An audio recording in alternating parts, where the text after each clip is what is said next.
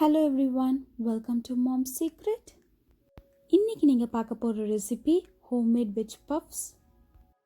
என்னோட சேனலுக்கு நீங்க ஃபர்ஸ்ட் டைம் வரீங்கன்னா மறக்காம subscribe பண்ணிக்கோங்க. Let's get into the video. Bakery ஸ்டைல்ல எப்படி நம்ம veg puffs செய்யலாம்ன்றதை இன்னைக்கு நீங்க பார்க்க போறீங்க. ஃபர்ஸ்ட் நம்ம பேஸ்ட்ரி ரெடி பண்ண போறோம். இதுக்கு ஒரு 400 கிராம் all purpose flour மைதா எடுத்துர்க்கேன். 1 டேபிள்ஸ்பூன் உப்பு சேர்த்து ரெண்டையும் நல்லா மிக்ஸ் பண்ணிக்கிறேன்.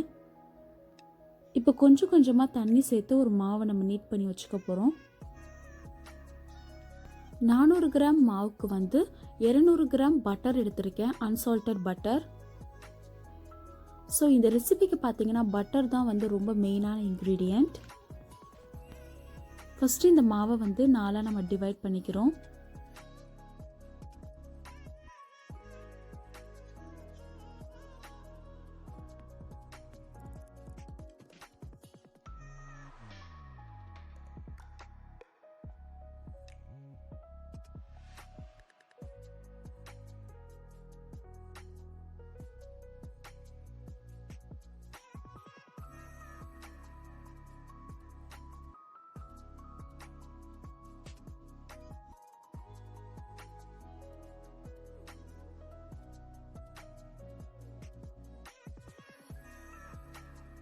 பட்டர் ரூம் டெம்பரேச்சரில் வச்சுக்கோங்க, அப்போ தான் ஈஸியாக இருக்கும்.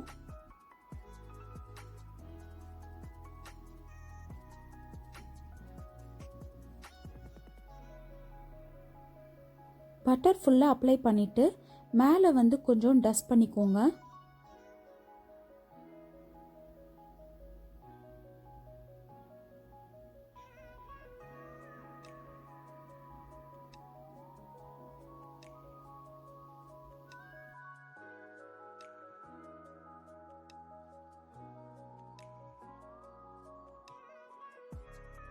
நம்ம டிவைட் பண்ணி வச்சுருந்த அந்த 4 மாவையும் ஒன்று மேலே ஒன்று இந்த மாதிரி இழைச்சி வச்சுருக்கோம்.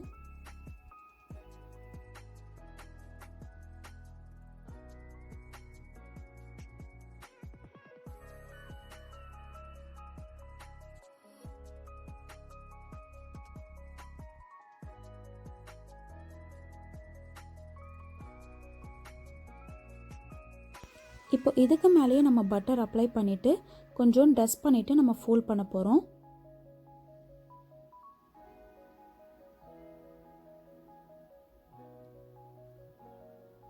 ஃபோல்ட் பண்ணுறது பார்த்தீங்கன்னா இதே மாதிரியே பண்ணுங்கள். அப்போ தான் உங்களுக்கு அந்த லேயர்ஸ் வரும்.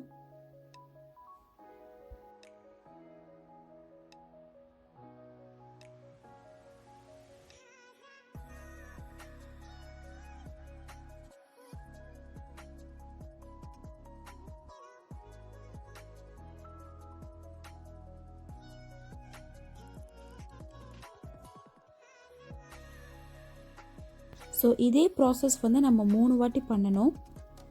இப்போ இந்த மாவை 1 hour ரெஃப்ரிஜரேட் பண்ண போகிறேன்.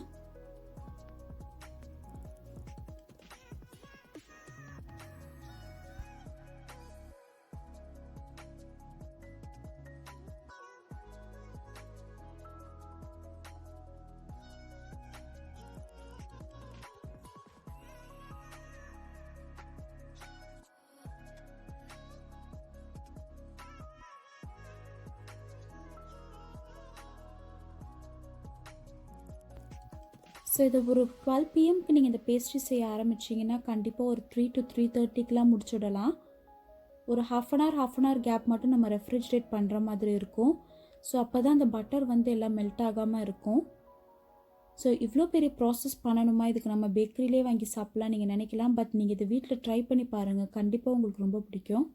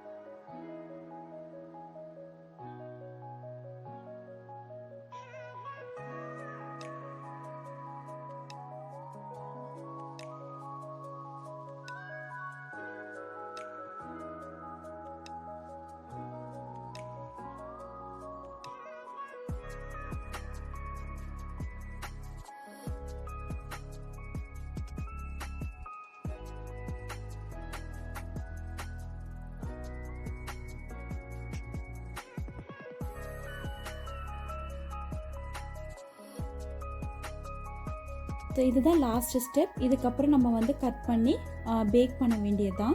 ஸோ இதுக்குள்ளே வைக்கிற ஸ்டஃபிங் வந்து இப்போ நம்ம ரெடி பண்ணிடலாம். இதுக்கு 2 டேபிள் ஸ்பூன் எண்ணெய் எடுத்திருக்கேன். எண்ணெய் நல்லா ஹீட் ஆனதுக்கப்புறம் ஒரு வெங்காயம் சாப் பண்ணி வச்சுருக்கேன். இப்போ அதை சேர்த்துக்க போகிறேன். இது கூட கொஞ்சோண்டு கேபேஜ் கோஸ் வந்து சேர்த்துக்க போகிறேன். இது ரெண்டையும் நல்லா சாட்டே பண்ணிக்கோங்க.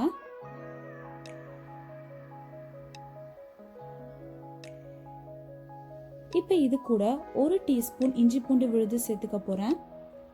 இஞ்சி பூண்டு ரா ஸ்மெல் போகிற வரைக்கும் நல்லா சாட்டே பண்ணிக்கோங்க.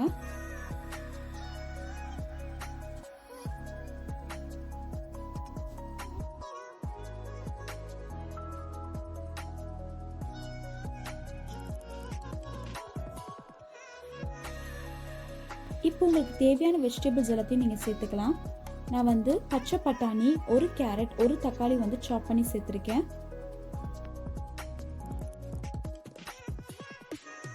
இது நல்லா சாட்டே பண்ணதுக்கப்புறம் இதுக்கு தேவையான அளவு உப்பு,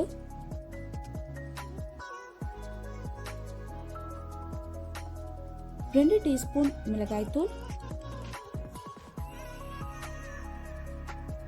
2 டீஸ்பூன் கரம் மசாலா,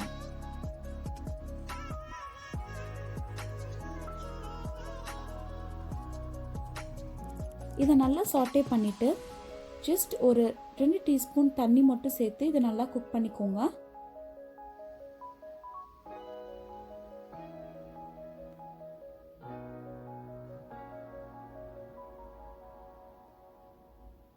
நம்மளோட சிம்பிளான ஸ்டஃபிங் ரெடி ஆயிடுச்சு.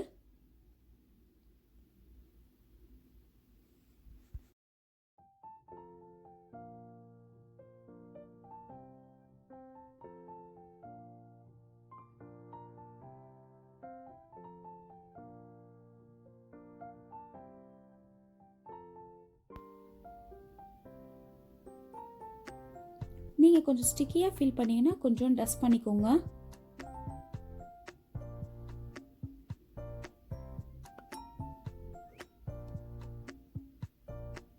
பீஸா கட்டர் இல்லைனா நைஃப் வச்சு கட் பண்ணிக்கலாம்.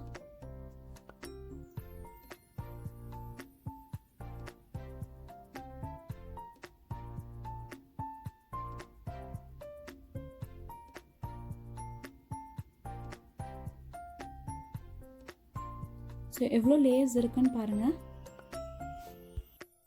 ஸோ எக்ஸஸாக இருக்கிற மாவு வந்து நீங்கள் ஃப்ரீஸ் பண்ணிடலாம் இந்த மாதிரி பார்ச்மெண்ட் ஷீட் வச்சு.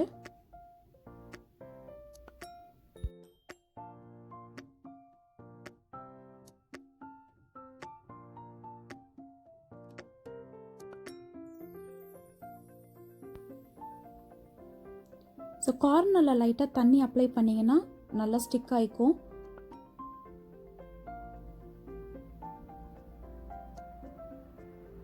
ஸோ இன்றைக்கி நான் ஓவன் யூஸ் பண்ணி தான் இந்த பஃப்ஸ் ரெடி பண்ணுறேன். ஸோ கண்டிப்பாக ஓவன் இல்லாமல் எப்படி ரெடி பண்ணுறதுன்னு நான் நெக்ஸ்ட் வீடியோவில் அப்லோட் பண்ணுறேன். கடைசியாக கொஞ்சம் பால் ப்ரஷ் பண்ணிக்கோங்க. இப்போ இதை ஒரு 180 டிகிரி செல்சியஸில் 15 நிமிஷம் நம்ம வந்து பேக் பண்ண போகிறோம்.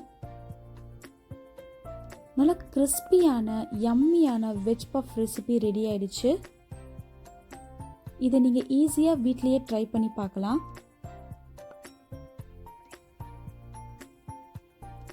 Bakery style veg puff recipe ready ஆயிடுச்சு. இதை நீங்கள் ட்ரை பண்ணி பார்த்துட்டு எப்படி இருந்துச்சுன்னு எனக்கு கமெண்ட் பண்ணுங்கள். இதோட இமேஜ் நீங்கள் இன்ஸ்டாவில் கூட எனக்கு சென்ட் பண்ணலாம். இந்த வீடியோ உங்களுக்கு பிடிச்சிருந்துச்சுன்னா லைக் பண்ணுங்கள், உங்கள் ஃப்ரெண்ட்ஸ் அண்ட் ஃபேமிலி கிட்ட ஷேர் பண்ணுங்கள், சப்ஸ்கிரைப் பண்ணுங்கள், மறக்காமல் நோட்டிஃபிகேஷன் பெல் ஐக்கானையும் ப்ரெஸ் பண்ணிக்கோங்க. தேங்க்யூ ஃபார் வாட்சிங்.